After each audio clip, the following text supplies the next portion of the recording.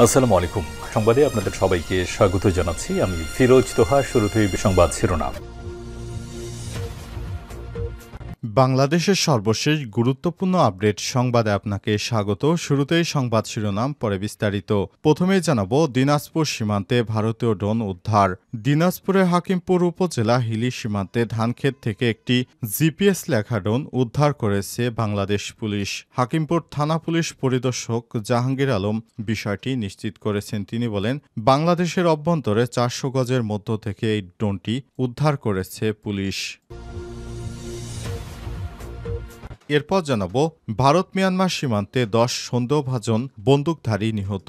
ভারতের সেনাবাহিনী বলছে, উত্তর পূর্বাঞ্চলের রাজ্য মণিপুরে এক অভিযানে অন্তত 10 জন নিহত হয়েছে। নিহতরা উগ্রপন্থী বলে দাবি করেছে তারা। আর সেনাবাহিনীর পূর্ব কমান্ড তাদের এক্স হ্যান্ডেলে লিখেছে, ভারত মিয়ানমার সীমান্তের কাছে মণিপুরের চান্দেল জেলায় ওই সশস্ত্র উগ্রপন্থীরা যাতায়াত করেছে এমন খবর গোয়েন্দা সূত্রে পাওয়া গিয়েছিল। এবারে জানাবো, সমঝোতায় বসবেন শেহবাজ শরীফ এবং ইমরান খান। পাক রাজনীতিতে সুবাতাস। পাকিস্তানে বড় ধরনের রাজনৈতিক অগ্রগতির ঘটনা ঘটেছে। প্রধানমন্ত্রী শেহবাজ শরীফের দেয়া আলোচনার প্রস্তাবে সাড়া দিয়েছে পাকিস্তান তেহরিক ইনসাফ পিটিআইয়ের প্রতিষ্ঠাতা ও কারাবন্দী সাবেক প্রধানমন্ত্রী ইমরান খান। এবারে জানাবো, দুই দেশের বৈঠক, 12 লক্ষ শ্রমিকের ভাগ্য নির্ধারণ আজ। শ্রমিকদের স্বার্থ সংরক্ষণ করে স্বল্প অভিবাসন ব্যয় মালয়েশিয়া শ্রম বাজার খোলা হচ্ছে। আগামী কয়েক বছরে 12 লক্ষ শ্রমিক নেওয়ার সিদ্ধান্ত নিয়েছে মালয়েশিয়ার সরকার। এর মধ্যে প্রায় 50,000 শ্রমিক নেবে বিনা খরচে। আজ মালয়েশিয়ার রাজধানী পুত্রজায় প্রবাসী কল্যাণ ও বৈদেশিক কর্মসংস্থান বিষয়ক উপদেষ্টা ড আসিফ নজরুল দেশটির স্বরাষ্ট্র ও মানব সম্পদ মন্ত্রণালয়ের দায়িত্বশীল কর্মকর্তাদের মধ্যে অনুষ্ঠিত যৌথ সভা অনুষ্ঠিত হচ্ছে। পাকিস্তানের মধ্যে পরমাণু যুদ্ধের ঝুঁকি আসলেই কতটা? ভারত ও পাকিস্তানের সাম্প্রতিক সংঘর্ষে কোনো আলটিমেটাম বা চূড়ান্ত শর্ত ছিল না। জরুরি অবস্থায় দুই পক্ষকে থামাতে পারে এমন কোনো লাল বোতামও ছিল না। তবুও দুই দেশের মধ্যে সামরিক হামলা পাল্টা হামলা চলেছে। কিন্তু সর্বশেষ যুক্তরাষ্ট্রের ইশারায় সেই যুদ্ধ বন্ধ হয়ে যায়। তাহলে কি ভারত পাকিস্তানের মধ্যে পরমাণু যুদ্ধের ঝুঁকি আসলে কতটা? এ বিষয়ে যুক্তরাষ্ট্রের একটি প্রতিবেদন জানাবো, সঙ্গেই থাকুন। এবং সর্বশেষ জানাবো, দিনাজপুর সীমান্তে ভারতীয় ড্রোন উদ্ধার।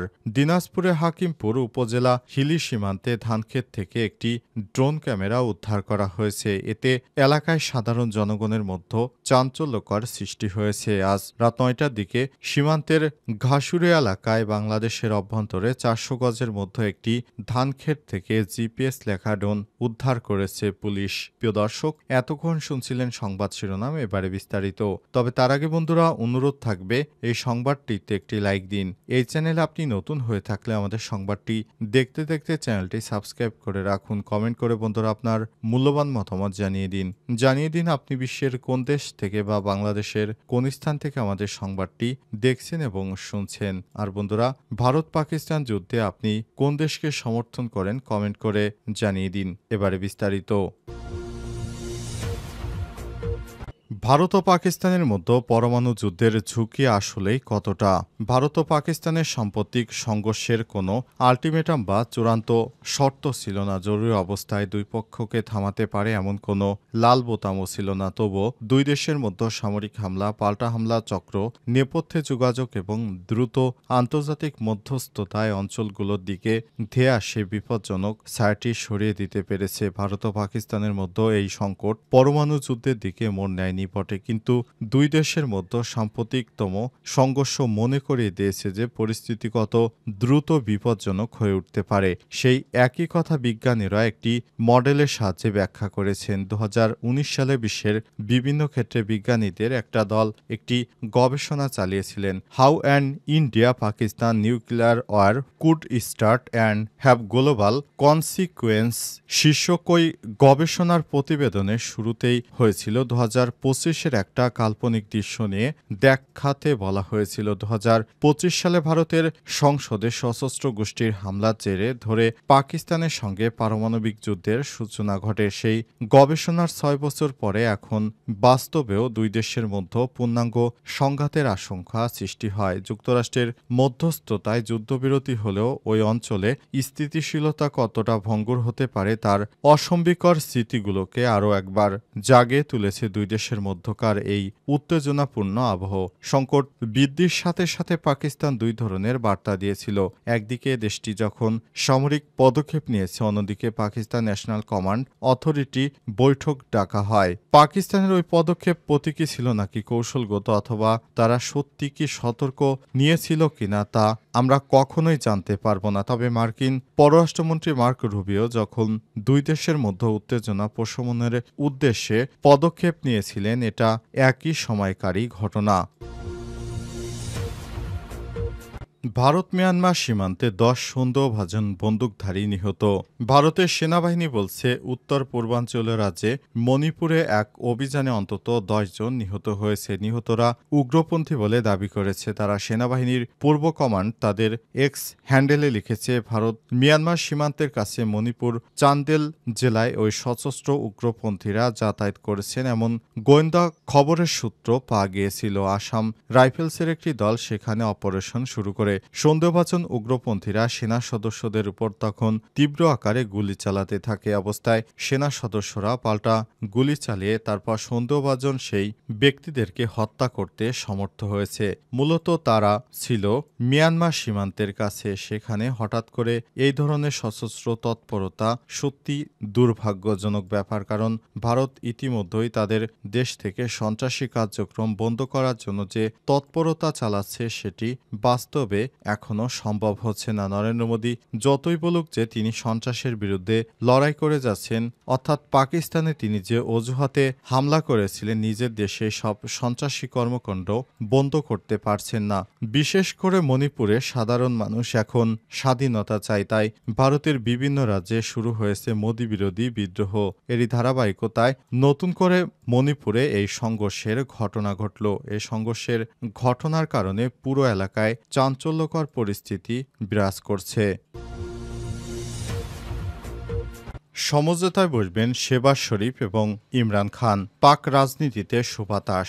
পাকিস্তানে বড় ধরনের রাজনৈতিক অগ্রগতি ঘটেছে। প্রধানমন্ত্রী শেহবাজ শরীফের দেয়া আলোচনার প্রস্তাবে সাড়া দিয়েছে পাকিস্তান তেহরিক ইনসাফ পিটিআই প্রতিষ্ঠাতা ও কারাবন্দীর সাবেক প্রধানমন্ত্রী ইমরান খান। পিটিআইয়ের চেয়ারম্যান ব্যারিস্টার গওহর আলী খান আদিয়ালা কারাগারে ইমরান খানের সঙ্গে সাক্ষাৎ করে সম্মতি আদায় করেন। ইমরান খান চেয়েছেন আলোচনা যেন গণমাধ্যমের বাইরে শান্ত পরিবেশে হয়। পিটিআই জানিয়েছে এখন তারা আনুষ্ঠানিকভাবে সরকারের সঙ্গে আলোচনার উদ্যোগ নেবে। দলটি মনে করে আগের আলোচনাগুলো মিডিয়ার নজরে থাকতে ব্যর্থ হয়েছিল। সূত্র জানিয়েছে ইমরান খান চান আলোচনায় সেনাবাহিনীর সমর্থন থাকুক, এমনকি তিনি সেনাপক্ষের কোনো প্রতিনিধির সঙ্গে বৈঠকেও রাজি। সম্প্রতি ভারতীয় অভিযানের পর দেশজুড়ে রাজনৈতিক সমঝোতার দাবি বাড়ায় এই পদক্ষেপ এসেছে বলে জানা গেছে। ইমরান খান শুরু থেকেই তিনি পাকিস্তানের সাধারণ মানুষের পক্ষে কাজ করতেন। এ কারণে তার সরকারকে সবাই পছন্দ করে। ইমরান খান জেল হাজতে থাকাকালীন বিভিন্ন সময় দেখা গিয়েছে পাকিস্তানে তার